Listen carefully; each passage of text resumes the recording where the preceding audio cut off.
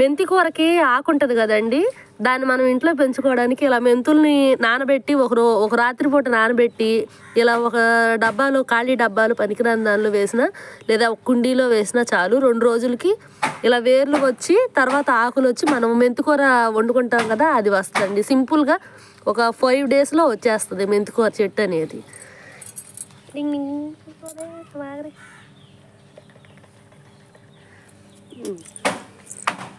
ఇదిగోండి, ఇది 4 రోజులకి ఇట్లా వస్తుందండి. ఆకు మెల్లగా వస్తూ ఉంటుంది. మెల్లగా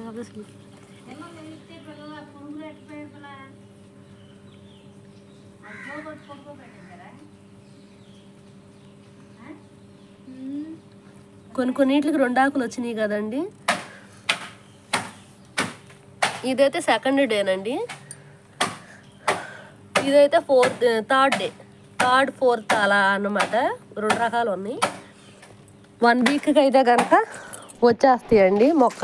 చక్కగా మొక్కలు వచ్చేస్తాయి. ఆకుకూర, మెంతికూర పప్పులు వేసుకోవచ్చు, విడిగా వండుకోవచ్చు, టేస్టీగా ఆరోగ్యకరంగా.